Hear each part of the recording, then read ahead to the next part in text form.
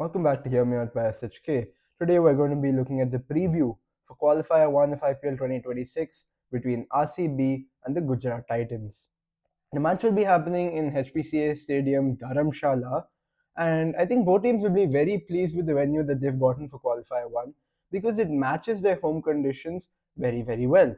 Now, for RCB, how does it help them?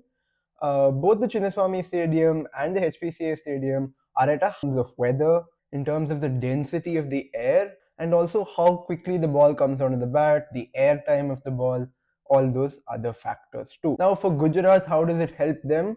Dharamshala is essentially a pace friendly wicket. GT have sort of created a team which is very pace heavy. Kagiso Rabada, Prasid Krishna, Arshad Khan, and Mohammad Siraj are their frontline pace bowlers. So they have a team whose strength is pace bowling, and HPCA Stadium helps that a lot.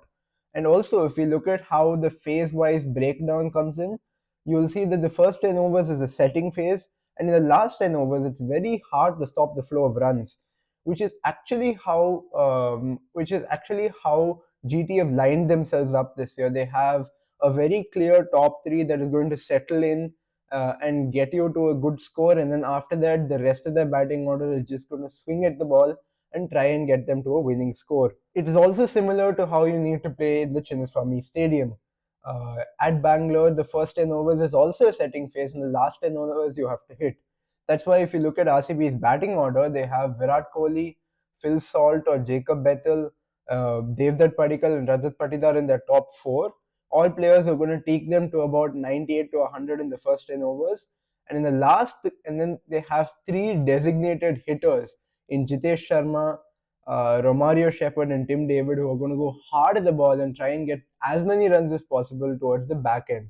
They also have a floater in Krunal Pandya who can come in early in case there is a collapse. So HPCA Stadium, not a lot of games have been played here, just three this year.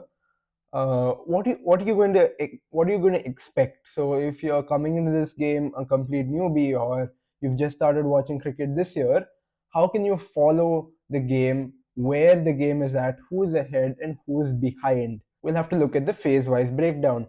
So ideally, a winning score here is between 218 and 220.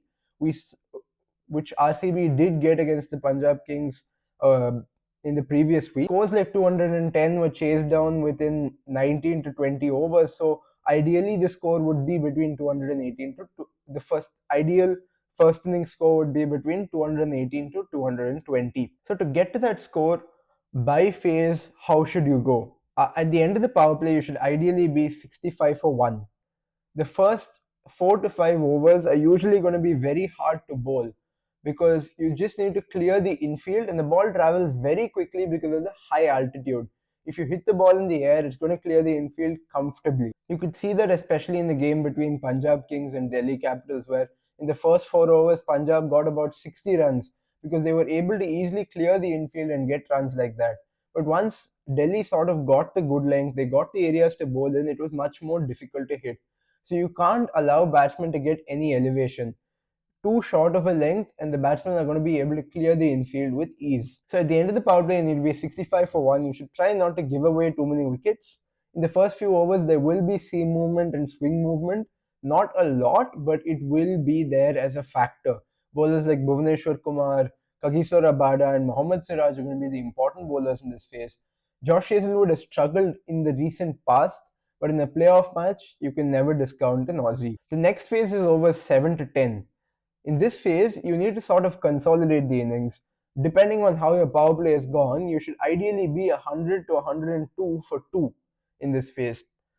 So you do have to slow down a bit but still keep momentum. You need to be going at about 9 runs and over and ensure you don't lose too many wickets, because wickets are important in the blindly. Why I'm saying this, I'll get to in a minute. Not a lot of wickets have really been lost in this phase, in this IPL, but it is a phase where you need to bowl a good length. You give too much width, you bowl it too full, and there is still a very good chance you get hit a long way back, because when the ball is still hard, um, and there's still a breeze in the air, you can get hit very, very easily.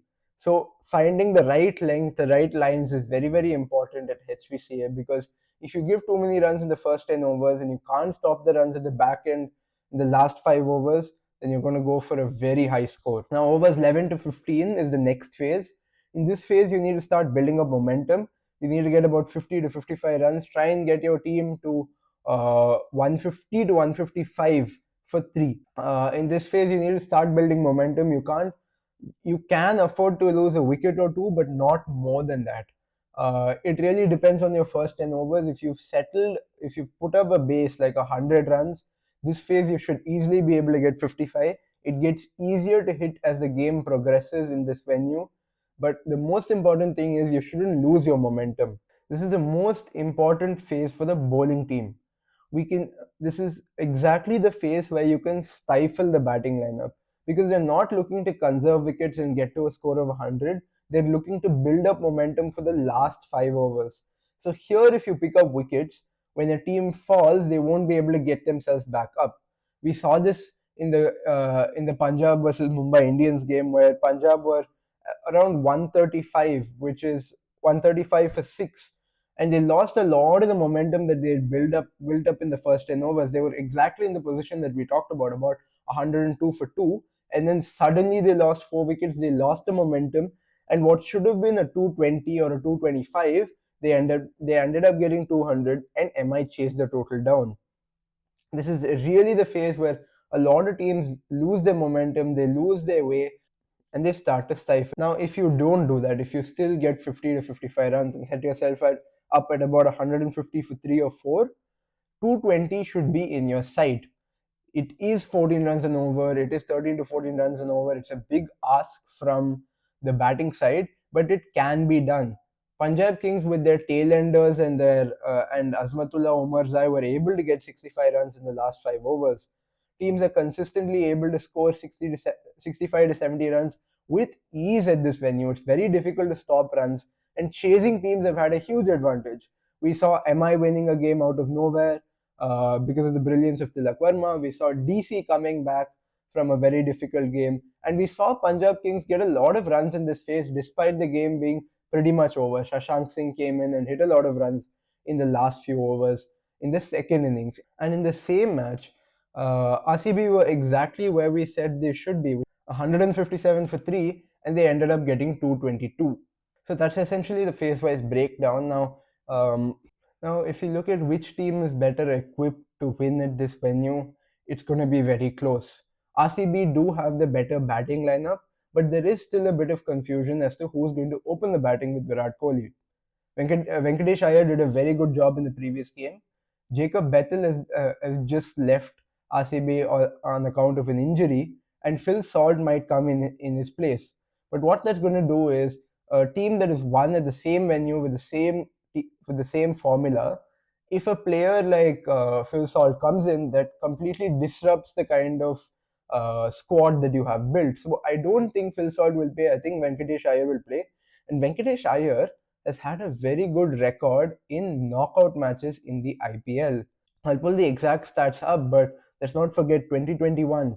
He played brilliantly in the semi-finals and the finals. 2024, he did the same thing for KKR, and 2026, there is a chance that he becomes the match winner for RCB. There is something about him that just clicks when it comes to the playoffs. And if we look at RCB, they're tailor made for this sort of a ground. The first 10 overs, you have Virat Kohli playing through the first 10 overs, trying to get out of the power play, getting them to a decent score. Somebody like a Venkatesh Iyer or Phil Salt will be aggressive in the power play, getting them to about 65 and then settling at about 100. This is the same formula that you have to use in Bangalore that applies here. After that, they've got the 3 big hitters of Jitesh Sharma, Tim David, and Romario Shepherd. Rajat Patidar can also play an aggressive knock and get you to 220 with ease. We saw RCB do that in the previous game. There is very little chance, there is a decent chance that they don't do it this game. That is because GT have had by far the best bowling lineup this season. I know RCB have finished first, I know RCB's bowling has won them games, but Gujarat Titans, the main reason they're this high up is how well their bowling has performed. Kagiso Rabada has been letting it rip this year, consistently bowling above 140, bowling 150 in some games. And if you look at the kind of air in Dharamshala, because it's a higher altitude, the ball is going to zip onto the bat. It's going to be very difficult to play Kagiso Rabada.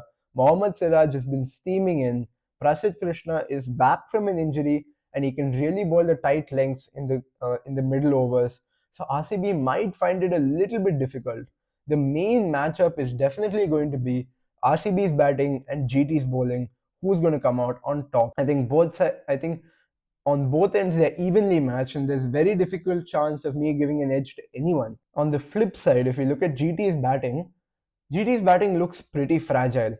They're highly dependent on the top three, but this is also a venue that favors their style of batting. They don't have to go that hard in the first 10 overs, and they can consolidate, and ideally they'll have a batsman in that top three playing into the first 15 overs. Then the last 15 overs, even if you blindly slog with your tail enders, you're still going to be able to get 60 runs. So this does fit the Gujarat Titans batting style, but the score of 220 is slightly above the asking for Gujarat Titans. They've been very comfortable on tracks where they've had to hit 180, 160, or even 200, which is a bit of a stretch. But like we saw in the Kolkata Knight Riders game, where they had to chase down a score of 220 plus, it didn't really fit their model because the asking rate went up to 13 or 14, because their openers, despite playing at a strike rate of 150, they still like to start slow. The required rate piles up, and it's very difficult for the rest of their batting lineup to catch up to that. And if you look at RCB's bowling, in my opinion, it hasn't been as good as last year. It hasn't been as good as last year because Josh Hazelwood hasn't come to fruition. There is a good chance that he bowls well today, but he's not been able to find his line and length. Krunal Pandya has been good. He's been very consistent. Suyash Sharma has been taken around the park a little bit. Jacob Duffy has been a bit inconsistent. He's not been able to find the right line and length. Rashik Salam has been good. But the main person who's carrying their bowling lineup is Bhuvaneshwar Kumar. If Bhuvaneshwar Kumar has a bad day, it's going to be very, very difficult for RCB. Or if Gujarat Titans do something like they see off Bhuvaneshwar Kumar for 36 for one wicket and try and get through his overs, there's a very good chance that RCB get hit for a lot of runs by the GT batsmen, because none of their bowlers have really won them games. Krunal Pandya has won them a game. Jacob Duffy has won them one game, but none of their bowlers have really come forward and really taken on a team and run through their lineup. Sort of what Josh Hazelwood did last year. We haven't really seen that. So there is still a small question mark, not a big question mark, over over RCB's bowling lineup. So overall, if you look at it, I think RCB does have the more balanced side. They also have a bowler like Krunal Pandya and and Bhuvneshwar Kumar, who are bowling very, very well. So because of that, I will give RCB a slender edge of 52-48. The biggest thing that all the teams have done over the last 4 to 5 years is discount Gujarat Titans. Gujarat Titans never come in with the most flashy lineup, they never come in with the best players. They come in with the right formula, the right tactics, and they get it executed correctly. That's why since they've been founded in 2022, they've only missed the playoffs once.